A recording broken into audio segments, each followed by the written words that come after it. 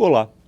Talvez o tema mais polêmico deste primeiro semestre seja a proposta de redução da maioridade penal.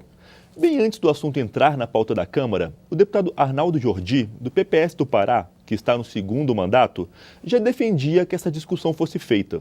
Mas, na opinião do parlamentar, o debate não está acontecendo como deveria. É sobre isso que a gente conversa agora. Olá, deputado. Bem-vindo à Palavra Aberta. Obrigado pelo espaço e vamos ao debate. Deputado Jordi, qual a sua opinião sobre essa proposta? Ela resolve alguma coisa? Olha, eu acho que não resolve do jeito que ela está posta. Simplesmente reduzir de 18 para 16 anos, ponto. Que é o que você está colocando, né? A maioridade penal, ou seja, a possibilidade de punir esse jovem menor de 18 anos do mesmo jeito que a população considerada adulta, me parece que não vai resolver. Por que eu acho isso? Primeiro porque dos 54 países que fizeram, nos últimos 50 anos, mudanças dessa natureza, quase 40, 37 exatamente, já revogaram, já voltaram atrás. Inclusive, no ano de 2013, a Alemanha e a Espanha retornaram porque perceberam que não estava. Eu estou falando de países cujo equilíbrio social, a simetria socioeconômica é bem mais equilibrada do que no Brasil, ou seja, as desigualdades, a vulnerabilidade das camadas mais desprotegidas econômica e socialmente são mais equilibradas lá do que aqui.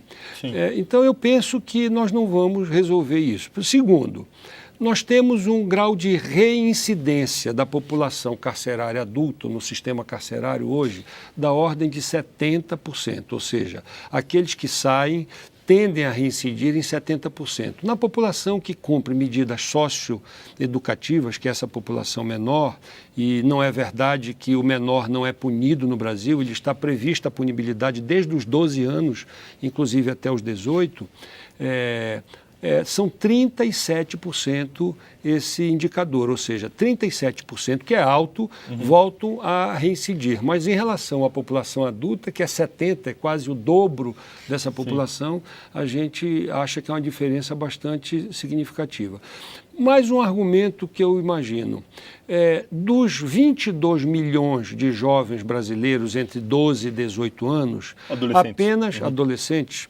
apenas 23 estão cumprindo medidas socioeducativas. Portanto, isso representa 0,1% de que estão cumprindo medidas socioeducativas e 90% desses 23 mil, são crimes patrimoniais, são crimes que não ofendem, digamos assim, de forma bastante incisiva a vida humana, que é o direito, que é o bem jurídico maior. Seria um furto, são furtos, um roubo, pegou a bicicleta, tirou o relógio. Eu não estou dizendo que isso é pouco, isso é grave, precisa ser punido, claramente precisa ser punido, porque senão você autoriza todo mundo a fazer isso, e aí vamos viver a barbárie, além do que já está quase se vivendo. Então, é preciso que a gente entenda, não há aqui nenhuma justificativa, mas o que eu digo é o seguinte: 92%, segundo os dados da Unicef, são crimes patrimoniais. Apenas 8% atentam contra a vida. E desses aí, 6% são homicídios e latrocídios que levam ao óbito. Então, veja bem, é essa reduzida minoria que escandaliza. Por quê? Porque são crimes geralmente com características de hediondo. O sujeito que aqui em Brasília atraiu a namorada de uma gangue anterior para um lugar a esmo, consumiram droga, abusou da moça, esquartejou com vários golpes, etc., e depois ainda filmou e mandou. E disse que não fez isso antes porque ia completar 18 anos e ia ficar. Então, esse jovem de 17 anos, de 16 anos, que já tem várias qualificadoras na prática criminal, que já tem um histórico, é evidente que ele não pode ser tratado como aquele que pratica um simples roubo, um simples furto, na minha opinião.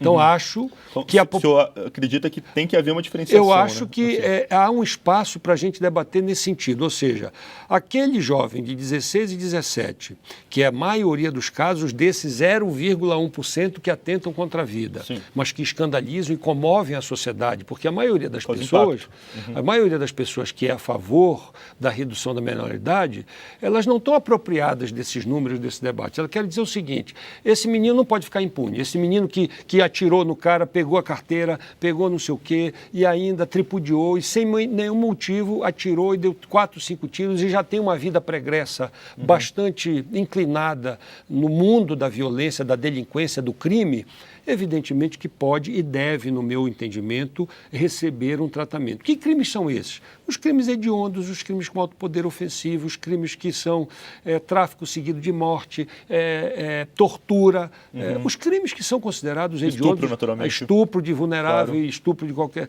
natureza. Quer dizer, esses crimes que são crimes tipificados penalmente como crimes de alto poder ofensivo, com qualificadoras de perversidade, considerados hediondos, não só aqui, mas na maioria das sociedades democráticas, eles precisam ter um tratamento. Agora, para finalizar, eu queria dizer o seguinte, ninguém se iluda de que neste sistema carcerário que nós temos no Brasil, que tem 545 mil presos, para uma capacidade de 238 mil vagas. Ou seja, já não tem espaço. Que faz com que o menino... Não é só problema de espaço.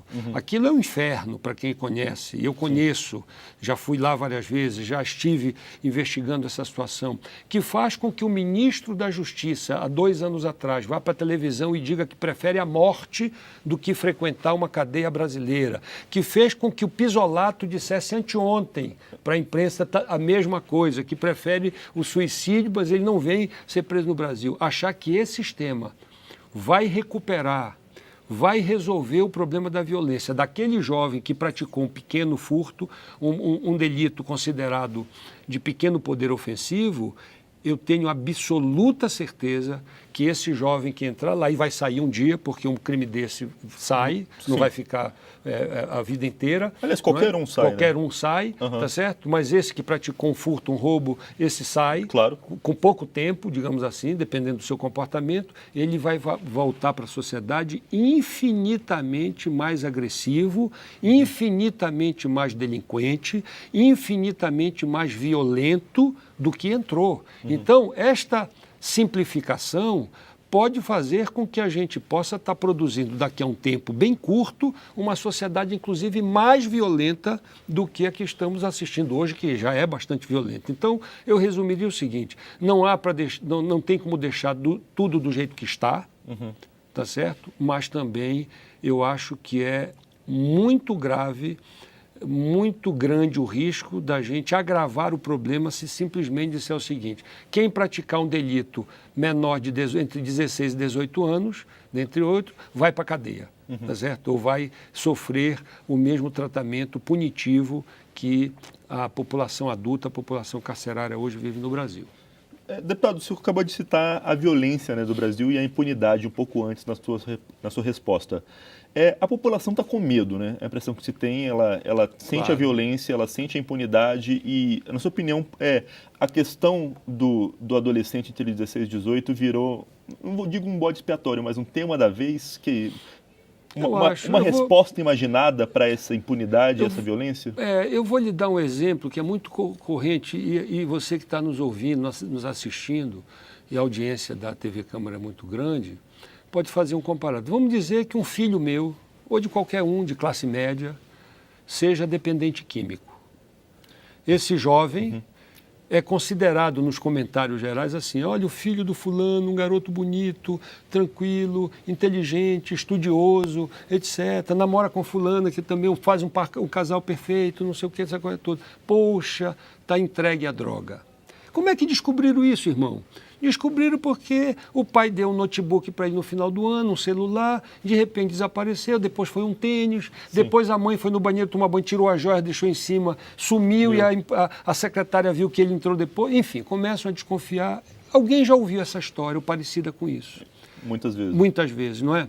Esse menino, o que é que vai ser feito com ele? Ele vai ser tratado, a família vai fazer todo o possível e o impossível, vender o que tiver, reunir a poupança que tiver, né, para salvar essa criança. Sim, mas e se for pobre, né? E se esse menino for um menino pobre, desempregado, negro, da periferia, com baixa escolaridade, com desajuste familiar e dependente químico, como o meu filho ou o filho de qualquer um, na hipótese que eu estou levantando aqui. Ele é preso fácil para o tráfico, inclusive, né? Esse menino que não tem nem o que comer dentro de casa, ele vai buscar esse bem patrimonial que um de classe média pega dentro de casa, ele vai buscar na rua.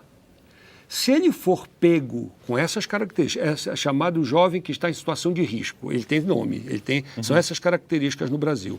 Se ele for buscar esse patrimônio na rua e for pego furtando, roubando uma bicicleta, se apropriando um tênis de alguém, essa coisa toda, esse menino com muita frequência hoje é amarrado num poste e apanha muitas vezes até a morte, como a gente tem visto nas mídias sociais, aí esses vídeos circulando. Ele apanha porque ele é um bandido que merece estar morto, porque bandido bom é bandido morto e coisas do gênero. Eu digo o seguinte, a situação é a mesma. Ambos são dependentes químicos e se apropriam de bens materiais na sociedade para poder vender esses bens ou trocá-los por droga.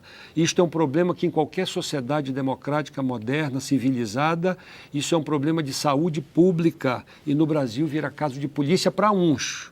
Para alguns. Se for o meu filho, é herói, é um garoto que foi vítima, é um garoto que foi, coitado, ele é um cara bacana, ele é... menino. É um menino, é um jovem, cheio de futuro pela frente, mas está entregue às drogas, coitado, etc. e tal. Vamos ajudar. Se for um menino dessa outra característica, ele vai para o cacete, ele vai para apanhar, tem que matar, tem que esfolar, tem que... Então, eu acho que a gente precisa, porque o problema da droga, e a droga é grave, talvez a maior chaga social dos últimos 30 anos e talvez perdure por um tempo no Brasil, e não é uma realidade só do Brasil, esse problema é que faz com que muitos desses jovens pratiquem isto que está comovendo, e está comovendo com razão, porque alguém que está nos assistindo diz assim, pô, isso é problema do governo, não tem nada a ver com isso. Não, todos nós temos de alguma coisa a ver para a gente poder entender a natureza do problema. Outra coisa, por que no Brasil está esse clamor, tem tantos jovens em situação de vulnerabilidade, que eu acabei de descrever o que é um jovem em situação de risco e de vulnerabilidade, e em Estocolmo, em Helsinki, na Finlândia, na Dinamarca, na Suécia, não existe com essa mesma gravidade. Porque lá a sociedade é mais equilibrada. Esse jovem tem mais oportunidade de se realizar e, portanto, sair um pouco, escapar dessa condição. Não há ninguém, a ciência não provou ainda, que haja um código genético da delinquência. Que alguém que nasce hoje, nesse momento que a gente está aqui dando essa entrevista, essa criança está nascendo numa Santa Casa, num hospital público por esse Brasil afora, ele já seja portador de um gene de bandido, de traficante, de assaltante, etc. e tal. Isso aí é produto do meio, é produto do ambiente socioeconômico, cultural, familiar que ele vive. Então nós precisamos tratar melhor esse ambiente para que essa criança, esse jovem, possa buscar outros caminhos ou ter oportunidade. Há casos que não tem jeito, o cara teve berço, teve não sei o quê e é bandido. São casos que muitas vezes a patologia ou algum trauma vivido vai explicar, mas isso em outros países é residual. No Brasil não é tanto assim. Tá, felizmente nosso tempo acabou. Acabou, né? Mas obrigado por ter vindo uma vez a mais ao Palavra Aberta. Tá, muito obrigado. Parabéns pela abordagem do tema. Palavra Aberta é um programa da rádio e da TV Câmara. Você pode conferir esta e outras edições do programa no site câmara.leg.br/palavra aberta. A gente fica por aqui. Até mais.